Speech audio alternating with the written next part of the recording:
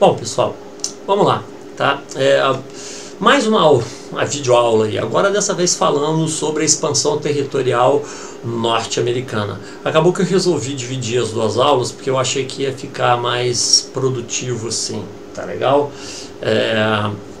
Bom, é o seguinte, em algumas aulas aí atrás, né, a gente tinha visto aí a independência dos Estados Unidos e na ocasião eu explicava para vocês que o que é importante, sabe? Pô, o país mais poderoso da Terra, tal, né, maior potência militar, maior potência econômica e tudo mais. Então a justificativa para a gente da expansão territorial norte-americana é a mesma, tá? A gente conhecer um pouquinho melhor a história desse país que acabou se transformando na maior potência do mundo. É bom a gente saber o que foi que eles fizeram que deu certo, porque quem sabe dá certo para a gente também, né? Pelo menos algumas coisas pode ser que dê. Então é bom a gente conhecer um pouquinho da história deles, né? Essa seria então a justificativa, né? E a gente está estudando o século XIX também. O século XIX foi uma época também de mudanças, transformações, segunda Revolução Industrial, unificação italiana, unificação alemã, né? A partilha da África, da Ásia, corrida imperialista, né? Então, como que estava o Brasil, como que estava os Estados Unidos nessa época aí, né? Porque são atores aí dessa nossa história, beleza? Bom, então o assunto, como eu já disse, vai ser expansão territorial norte-americana, né? Gente, depois vocês deem uma olhada aí, porque eu não sei se os slides vão mostrar isso aí, parece que sim. Eu não tenho certeza, não, vamos dar uma olhada nisso aí já, tá? Se você pegar o mapa das 13 colônias, tá? E comparar com os Estados Unidos, que eles são hoje em termos territoriais, você vai ver, cara, que cresceu pra caramba. Cresceu pra caramba. Pelo menos, assim, eu posso estar falando uma bobagem aqui, mas não é uma bobagem muito grande não, tá? Os Estados Unidos devem ter crescido aí por volta de umas 4 vezes ou mais o tamanho do seu território inicial na época da colonização. Então foi uma puta de uma expansão territorial, não foi qualquer expansão não, tá? Como foi que eles conseguiram crescer tanto assim? É o que a gente vai tentar investigar nessa aula de agora, tá bom? Então vamos lá.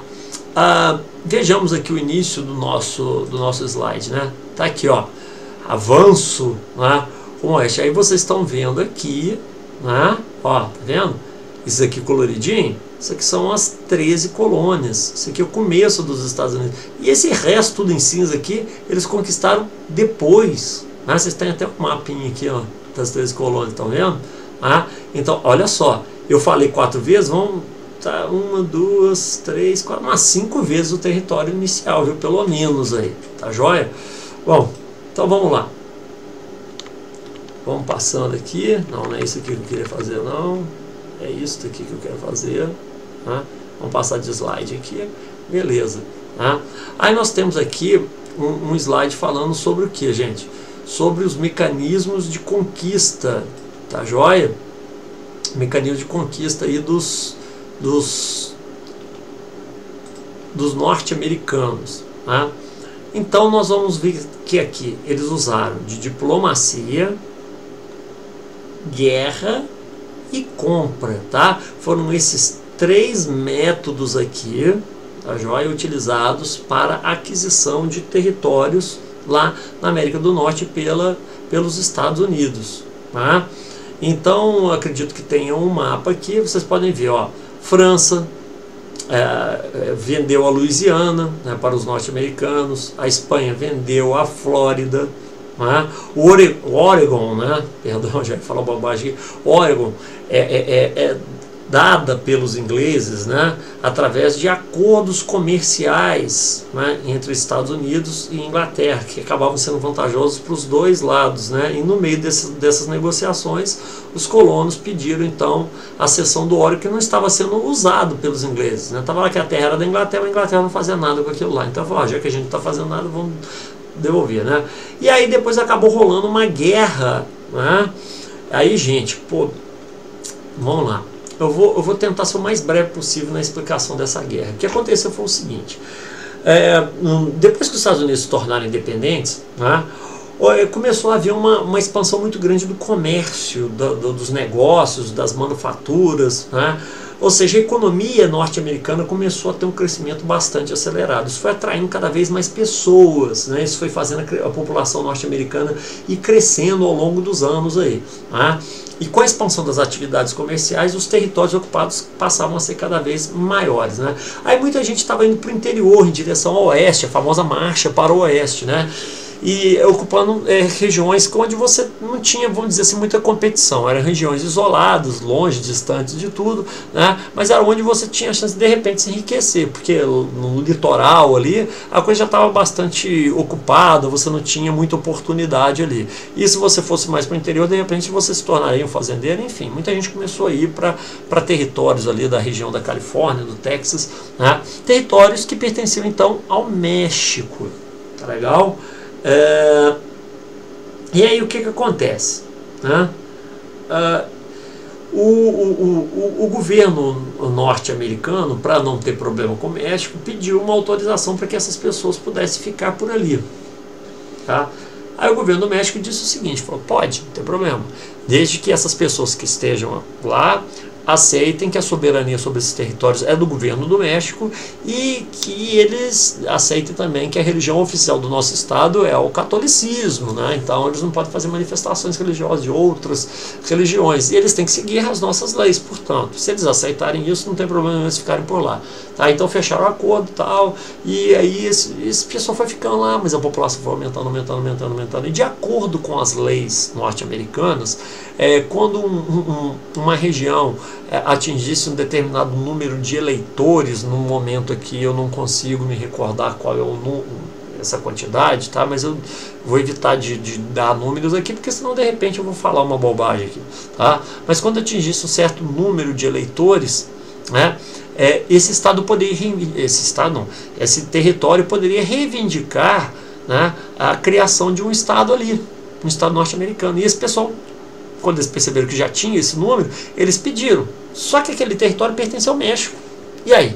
O tamanho da encrenca. Aí o Congresso norte-americano, falou, México, já que vocês não estão usando nada lá, o pessoal já está lá, eles estão pedindo para poder se constituir como novo estado, e a gente está querendo fazer isso aí, né? Vocês não querem vender para a gente, não? Aí o México falou, não, aqui vender o quê? Tal? Não vão vender nada, esse território é nosso, parará. E aí ele resolveu fazer o quê? Ir lá e ver o que estava acontecendo. Na hora que eles chegaram a ver aquele mundaréu de gente vivendo do jeito que eles queriam, sem seguir lei mexicana nenhuma, sem ser católico, sem ser nada, eles falaram, opa, esse negócio está errado, nós vamos começar a botar esse povo na linha, tá? E começaram a querer impor as leis mexicanas a esse povo. Isso gerou uma série de conflitos, inclusive conflitos armados. E aí o governo norte-americano acusa o México de agredir cidadãos norte-americanos, quebrando aquele acordo que eles tinham feito, né? E aí o que acontece? Uma guerra, tá legal? Entre Estados Unidos e México. Adivinha quem ganhou? Estados Unidos. E aí o México perdeu terra, perdeu território pra caramba, tá? Foi o momento em que o território norte-americano mais cresceu. Foi nessa vitória dos Estados Unidos, então, sobre o México. Vamos continuar dando uma olhada aí nos slides, tá bom? Aqui está falando de um assunto que eu queria falar um pouquinho mais adiante com vocês, mas como já está aparecendo aqui, viu, gente? Não vai ter jeito. Nesse processo de conquista territorial, de ocupação de território, quem levou a pior aqui foram os indígenas, que foram massacrados durante esse processo, tá? Então vamos lá, aqui vocês têm, né? Aqui ó, as 13 colônias originais, aí aqui ó, foi o território que na Guerra de Independência eles pegaram para eles, aí ficou esses dois territórios aqui após a independência. Aí a Flórida compraram da Espanha, a Louisiana compraram da França, né? Aí a Califórnia, o Texas, eles pegaram do México. Isso aqui tudo era do México. Olha o tamanho, cara. Não era pouca coisa não, tá? Aí você fala, professor, mas aqui tá falando que é cedido, aqui foi conquistado e tal, qual que é a diferença? Isso aqui foi cedido porque o México já devia muito dinheiro para os Estados Unidos por causa justamente da guerra, então acabou cedendo. E detalhe, viu, gente, pouco tempo depois que aconteceu, eles acharam ouro aqui nesse território, ouro e também petróleo. Olha o tanto que eles se deram bem. Aqui nesse caso eles deram uma sorte danada, tá? E aqui é o Oregon cedido então pela Inglaterra. Por isso que os Estados Unidos têm esse tamanho todo aqui de território. Tá vendo? Vamos continuar aí. Tá? Aí vocês têm aí uma imagem dos indígenas que foram expulsos, né? Seus territórios. Touro sentado. Uma figura importante aí dentro da resistência indígena. Depois você... Gente, eu vou até recomendar aproveitar porque já fica registrado em vídeo aqui, né? Tem um livro. E esse livro depois me disseram que virou um filme. O filme eu não assisti até hoje, mas o livro eu já li, tá? O nome do livro é Enterrem Meu Coração na Curva do Rio, que conta a história dos índios americanos dentro desse processo de expansão. O livro é ótimo, é um dos melhores livros que eu já li na minha vida. Recomendo, guarda esse nome, Enterrem Meu Coração na Curva do Rio. Seria a versão dos índios para esse processo de expansão, né? Como eu disse para vocês, esse vídeo aqui eu vou tentar fazer ele um pouco mais rápido, apenas como complemento da aula anterior, então não dá para poder ficar me estendendo muito, né? Então não posso entrar aqui em detalhes.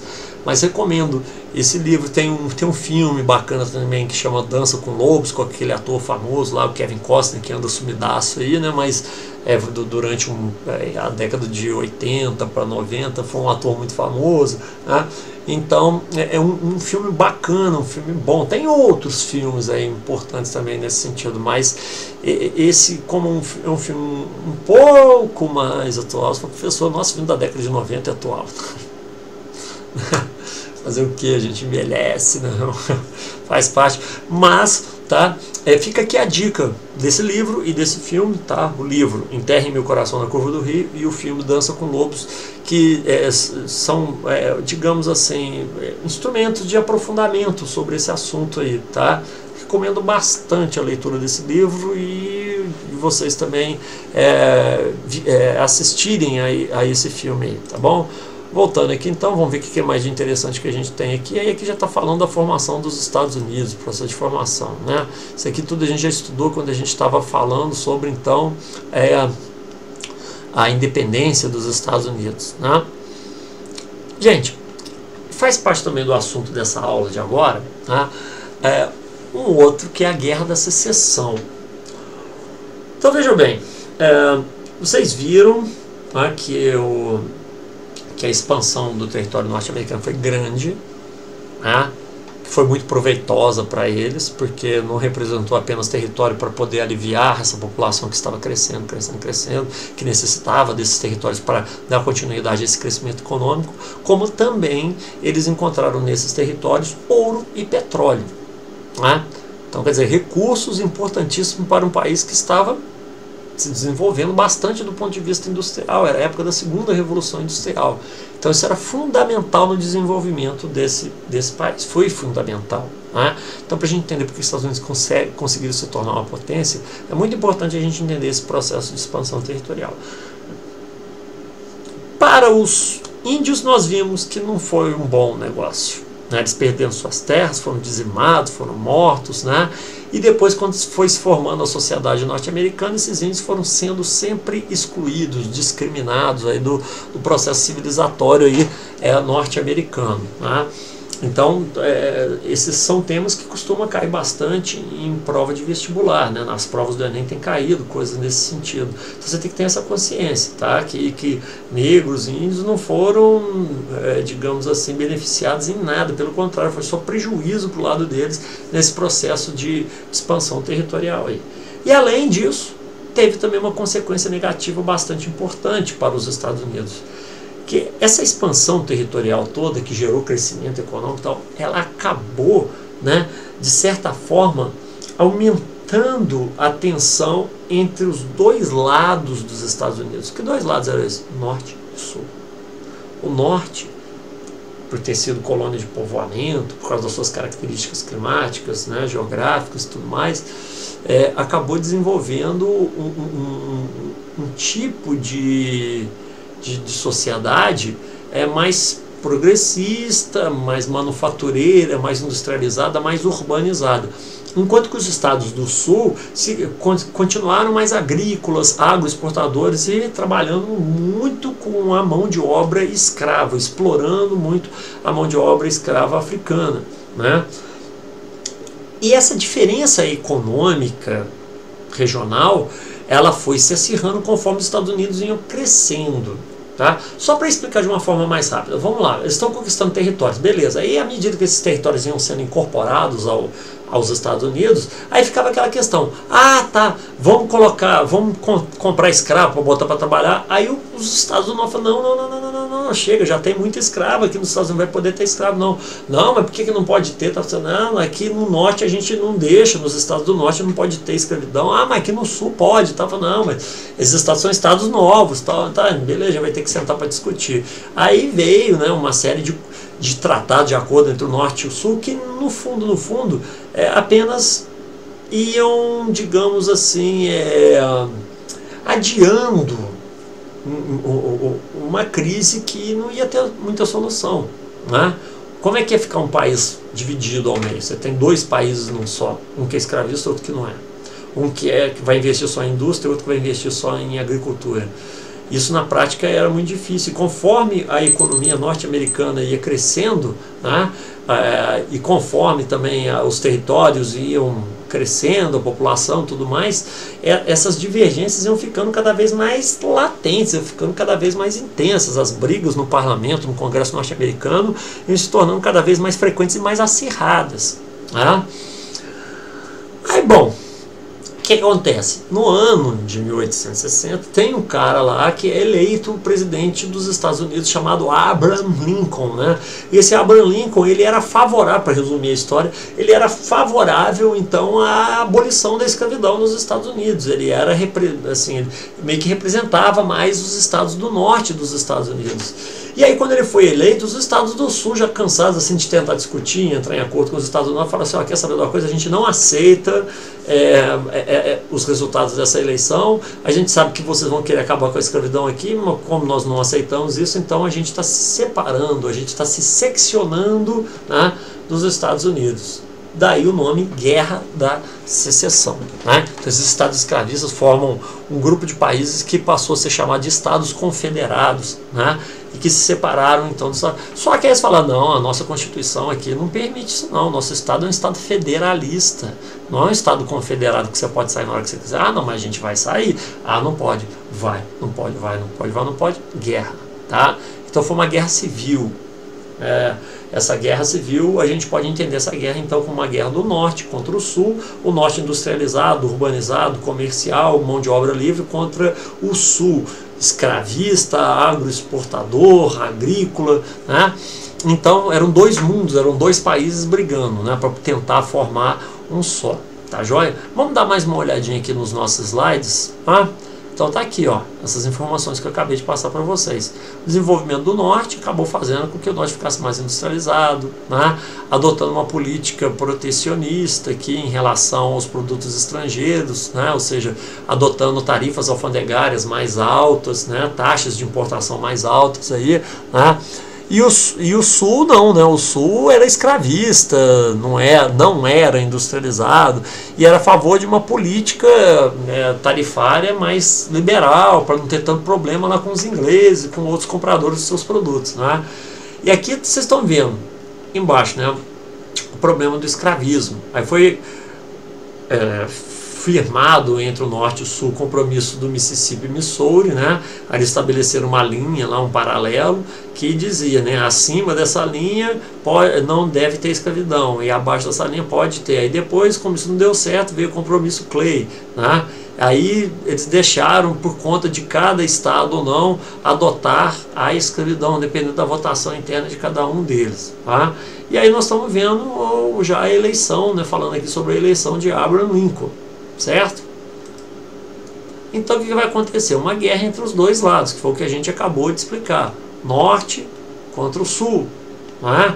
E aqui, ó, o norte defendendo o fim da escravidão, ampliação do mercado consumidor, da mão de obra salariada, né? Defendendo taxas alfandegárias protecionistas, como a gente viu lá anteriormente. E o sul não, defendendo o livre cambismo, né? E defendendo também o quê? A continuidade da escravidão, tá certo? E aí nós temos aqui alguns resultados dessa guerra, né?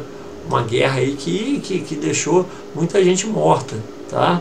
Aí, ó, Batalha de Gettysburg, mais de 40 mil pessoas mortas numa só batalha, né? Então vamos lá, vamos continuar, tá? Então houve a vitória do norte, como a gente já falou aqui. O que aconteceu? O norte falou, bom, olha, Essa guerra aconteceu por causa das diferenças que existem entre o norte e o sul, né? Vamos tentar diminuir essas diferenças, mas como? Vamos tentar integrar melhor esses estados, tá? E como que a gente vai promover a integração? O território é muito grande, né, tal.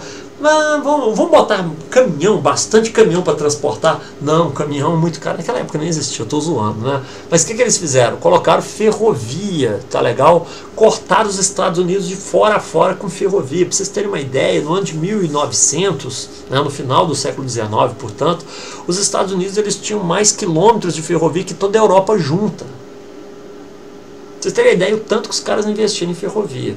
Aí lembra lá no começo da aula que eu falei, vamos tentar investigar porque os Estados Unidos desenvolveram tanto.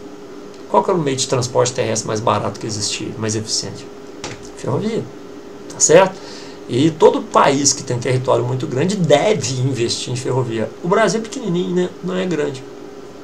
E o nosso modelo de transporte ainda é o transporte rodoviário, tá? Uma opção que foi feita principalmente no governo do Juscelino Kubitschek, mas que teve sequência nos governos posteriores e é até hoje. Você não vê ninguém fazendo nada no sentido de ampliar as ferrovias do Brasil. Entra governo, sai governo, governo de direita, governo de esquerda. Cara, eles não mexem nisso, tá? E o país fica aí, patinando, certo? Problema? Não é problema? Não, tá bom. A gente estuda história para tentar aprender um pouquinho disso aí, tá bom? Vamos voltar aqui aos nossos slides, né? Então o norte vai impor sua visão de economia, de sociedade ao sul, mas procurando promover, como eu já disse, uma integração maior entre norte e sul, tá? E para que uma maior integração entre norte e sul? É justamente para evitar novos conflitos, tá bom? E aí, gente, durante a guerra, né, algumas leis foram editadas. Eu vou destacar algumas aqui. A lei do abolicionismo, né? Então durante o conflito lá, o Abraham Lincoln ele já acabou com a escravidão nos Estados Unidos. É claro que os estados separados, lá, né, os estados confederados, não aceitavam essa lei, se julgavam separados dos Estados Unidos, né? Mas a lei que foi feita lá é para valer para todos os Estados Unidos. Os estados do norte já estão rebeldes, tudo bem, mas está valendo já, tá? Então foi abolida a escravidão, com uma ressalva aqui importante, viu, gente? Como já disse antes, vou falar novamente agora porque é importante frisar isso, os ex-escravos, né, libertos, eles não foram incluídos na sociedade norte-americana, não, tá? Essa lei de 1861, tá? Logo depois que estoura a escravidão, se eu não me engano, 1861 ou 62, se eu não estiver enganado, tá? Mas que seja 62, você sabe quando foi que os negros nos Estados Unidos passaram a ter os mesmos direitos que os brancos? Em 1962, 1963, 1964, né? Já lá no governo do JK, né?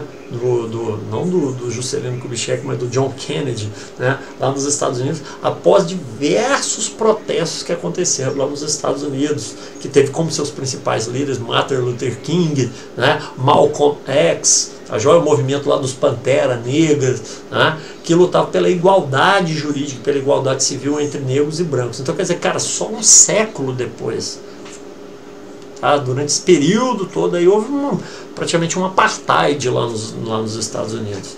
Então é muito importante que se diga isso, né? Na época da vitória do Norte sobre o Sul, o pessoal do Sul criou lá aquele movimento da Ku Klux Klan, né?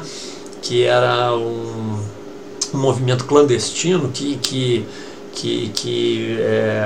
praticava violência contra a população negra, né, que pregava a supremacia branca, e esse grupo ele existe até hoje, viu, gente? Só que eles, para poder existir, eles foram obrigados a abandonar qualquer tipo de prática agressiva ou violenta, né? Mas eles ganharam o direito de se manifestarem, né, dizendo que eles acreditam na supremacia branca e tal.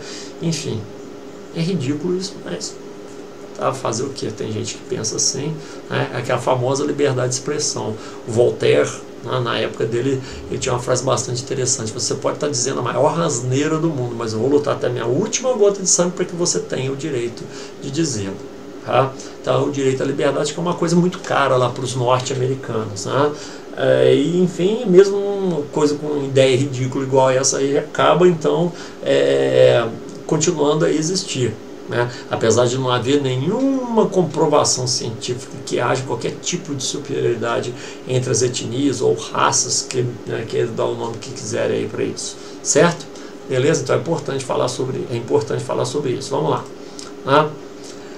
Aí está falando aqui, lei de reforma agrária. Que lei foi essa, gente? Foi a lei do Olmsted Act, tá? Se eu não me engano, essa lei foi de 1864, tá? Ou 1865, não tenho certeza, tá? Essa lei do Olmsted Act, ela dizia o quê? Ela dizia que se você plantasse, se você fizesse a terra produzir durante 5 anos, a terra passaria a ser sua. Né? Isso era uma forma de estimular a ocupação de territórios ainda não ocupados, né, pela população norte-americana, e também na tentativa de aumentar a produção interna dos Estados Unidos, que acabou funcionando.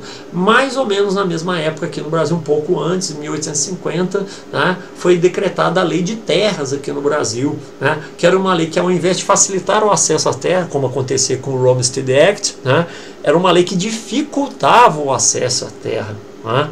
Então, para você poder comprar terra, aliás, para você adquirir terras aqui no Brasil, seria somente através de compra, depois dessa lei de 1850, a lei de terras aqui no Brasil. Enquanto lá nos Estados Unidos fala, não, você não precisa ter dinheiro, não. Você fazendo a terra produzir, você trabalhando a terra, você fazendo essa terra produzir, ela vai ser sua em 5 anos. E aí você já vê a diferença de visão. Por que os Estados Unidos dá certo, o Brasil não dá?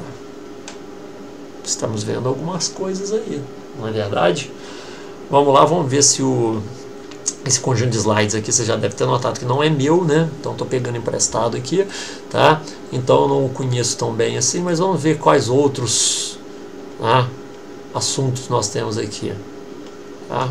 Aí reconstrução radical, né? Aí aqui está falando da questão dos negros, né? Você já viu a Ku Klux Klan, que a gente acabou de comentar aqui, né? É foda essa galera aí pirada de tudo, né? Mas, povinho, né? E aqui algumas pessoas, né, que aqui você tem um cara da Ku Klux Klan, né, sendo atendido aí, se eu não estou vendo errado, apenas por médicos e enfermeiros negros. É mole, que ironia, hein? Ah, aqui temos a figura do Malcolm X, né? Então, gente, né, o Malcolm X, como eu falei aqui, né, uma fotografia aqui atrás, não está dando para ver direito, mas pela silhueta dessa cabeça aqui, né, já dá para ver que é do Martin Luther King, né, fazendo um discurso aqui para a multidão. E essa fotografia aqui, né, é uma fotografia que ilustra uma atitude que teve uma mulher negra chamada Rosa Parks, né, no ano de 1955. Ela se recusa a se levantar do ônibus para dar lugar para um branco. É isso mesmo que você escutou, tá? Os ônibus lá de alguns estados nos Estados Unidos, tinha uma lei que o negro poderia até se sentar no transporte público, mas se chegasse um branco e não tivesse outro lugar para ele se sentar, o negro era obrigado a se levantar para dar lugar para um branco, cara. Aí chegou um branco lá que queria lugar dessa mulher, um homem queria lugar de sentar lá. Sem noção de tudo, né, cara? E aí ela falou, não, eu paguei o mesmo preço de passagem desse senhor aqui, eu tenho o mesmo direito que ele, tá? E aí o pau quebrou, a mulher acabou sendo presa, tudo mais, isso virou noticiário, e aí, cara, a população negra começou a se mobilizar de forma mais intensa, não que ela não estivesse mobilizada antes, mas a mobilização foi ganhando corpo, foi ganhando força, o pessoal foi fundando associações, e aí é nesse contexto que surge Martin Luther King, Malcolm X, que começam a exigir, né, direitos iguais lá nos Estados Unidos, né? Então, esse ato rebelde aí da Rosa Parks, né, foi um marco na luta dos negros norte-americanos por uma igualdade jurídica, tá legal? Por isso daí eu achei interessante a gente, já que a gente está olhando aí os slides, né, comentar isso aí, tá? Isso aqui tem nada a ver. E aqui, gente, nós temos já assim algumas medidas, vocês estão podendo ler aí, né, que foram tomadas pelo governo norte-americano, que tiveram uma influência muito grande no desenvolvimento capitalista dos Estados Unidos, né? E aqui já está falando do imperialismo norte-americano. Isso, gente, já é assunto para uma próxima aula, tá? Então, nessas duas últimas aulas aí que eu postei para vocês, nós temos na primeira falando, né, sobre a unificação italiana, unificação alemã, né, a influência que isso aí teve no desenvolvimento do imperialismo da Primeira Guerra Mundial, e nessa aula a expansão norte-americana, que mostra mais ou menos como que os Estados Unidos conseguiram crescer e se tornar a potência que nós conhecemos aí hoje, tá bom? Aguardem as próximas. Valeu, obrigado pela atenção, espero que a aula tenha contribuído, né, para o aprendizado de vocês.